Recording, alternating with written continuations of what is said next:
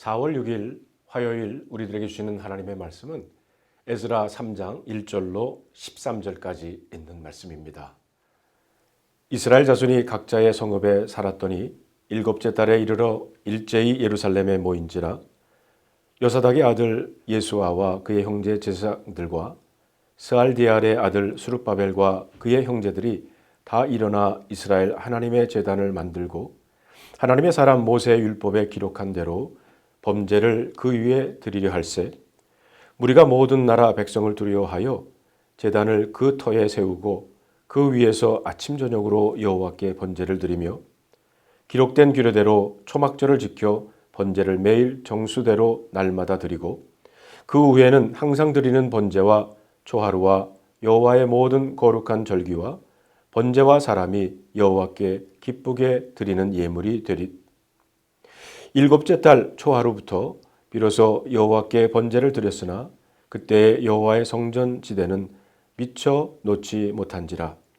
이에 석수와 목수에게 돈을 주고 또 시돈 사람과 두로 사람에게 먹을 것과 마실 것과 기름을 주고 바사왕 고레스의 명령대로 백향목을 레바논에서 욥바 해변까지 운송하게 하였더라. 예루살렘에 있는 하나님의 성전에 이른 지 2년 둘째 달에 스알디알의 아들 수룹바벨과 요사닥의 아들 예수아와 다른 형제 제사장들과 레위 사람들과 무릇 사로잡혔다가 예루살렘에 돌아온 자들이 공사를 시작하고 20세 이상의 레위 사람들이 일제히 일어나 하나님의 성전 일꾼들을 감독하며 이에 예수아와 그의 아들들과 그의 형제들과 간미엘과 그의 아들들과 유다 자손과 헨나닷 자손과 그의 형제 레위 사람들이 일제히 일어나 하나님의 성전 일꾼들을 감독하니라. 건축가가 여호와의 성전 기초를 놓을 때에 제장들은 에봇을 입고 나팔을 들고 아삽 자손 레위 사람들은 제금을 들고 서서 이스라엘 왕 다윗의 규례대로 여호와를 찬송하되 찬양으로 화답하며 여호와께 감사하여 이르되 주는 지극히 선하심으로 그의 인자하심이 이스라엘에게 영원하시도다 하니 모든 백성이 여호와의 성전 기초가 놓임을 보고 여호와를 찬송하며 큰 소리로 즐거이 부르며 제사장들과 레위 사람들과 나이 많은 족장들은 첫 성전을 보았으므로 이제 이 성전의 기초가 놓임을 보고 대성통곡하였으나 여러 사람은 기쁨으로 크게 함성을 지르니 백성이 크게 외치는 소리가 멀리 들리므로 즐거이 부르는 소리와 통곡하는 소리를 백성들이 분간하지 못하였더라. 오늘 저와 여러분에게 주시는 하나님의 말씀입니다. 기도하겠습니다. 성령님, 이 시간 우리의 마음과 생각을 주장해 주셔서 말씀을 통해서 주님의 음성을 듣는 우리 모두가 되게 하여 주시옵소서. 우리 주 예수 그리스도의 이름으로 간절히 기도하옵나이다. 아멘. 바벨론 제국을 무너뜨린 바사왕 고레스는요, 제국의 소수민족에게 관대한 정책을 펼치게 됩니다. 그리고 바벨론에 억류된 유대인 포로들이 본국으로 돌아갈 수 있도록 허락을 했을 뿐만이 아니라 자기들의 성전을 지을 수 있도록 후원까지 합니다. 드디어 이스라엘 백성들은 세 차례에 걸쳐 바벨론 포로 생활을 청산하고 예루살렘으로 돌아오지요.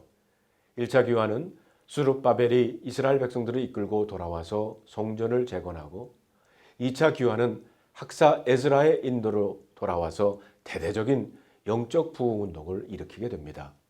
그리고 3차 귀환은 느헤미야가 예루살렘으로 돌아와서 예루살렘 성벽을 재건하게 됩니다. 오늘 본문인 에스라 3장의 말씀은 성전의 기초를 놓으면서 예배를 회복하는 말씀입니다. 1절의 말씀을 다시 한번 읽어보면 이렇습니다.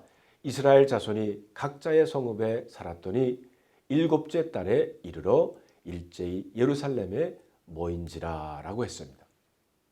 바벨론 포로 생활에서 돌아온 이스라엘 백성들은 흩어져서 각자의 고향에 자리를 잡고 살게 되었다고 에스라 2장에 이렇게 기록이 됩니다.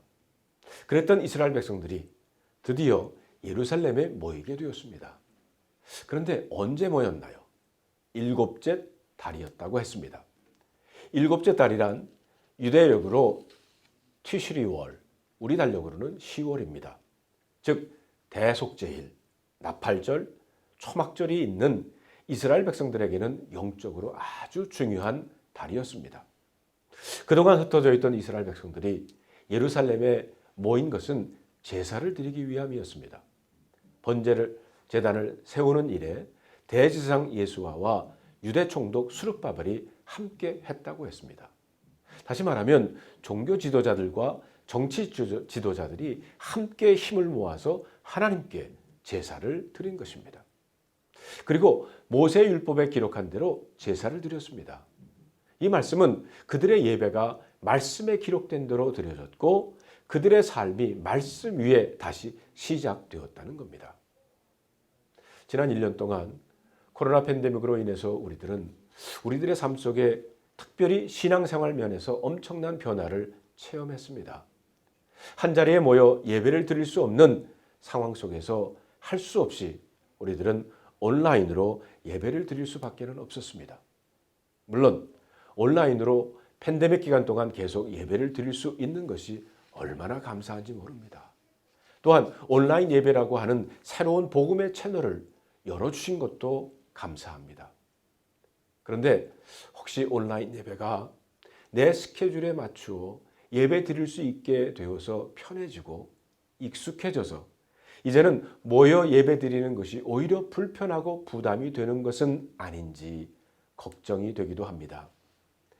거의 70년 동안 제대로 제사를 드리지 못했던 이스라엘 백성들이 다시 예루살렘에 모여서 기쁨으로 예배를 드렸는데 그 예배를 드리기 위해서 각자의 고향을 떠나 예루살렘으로 올라가야 하는 애씀의 과정이 있었다는 것입니다.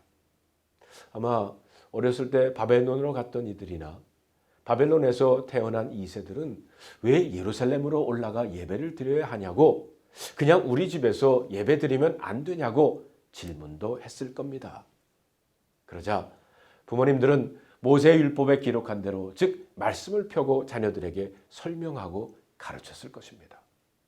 성도 여러분, 진정한 예배의 회복은 말씀에서 시작되어야 합니다.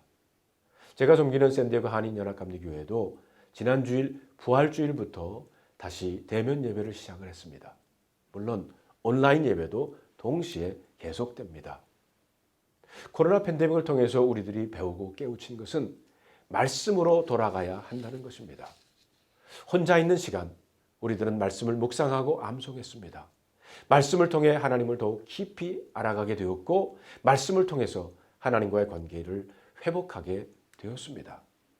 이제 회복된 하나님과의 관계를 모여서 혹은 온라인으로 감사 예배를 드립니다. 그런데 이웃과의 관계 회복은 어떻게 해야 하나요? 성도들과의 관계 회복을 위해서 우리들은 다시 모여야 하고 만나야 합니다. 9절에 보면 그러면서 드디어 이스라엘 백성들은 성전 재건을 위해 기초를 놓았다고 했습니다. 이스라엘 백성들에게 신앙의 기초는 성전이었습니다. 그렇다면 우리들의 신앙의 기초는 무엇인가요? 우리는 예수 그리스도로 말미암아 성전이 된 자라고 했습니다.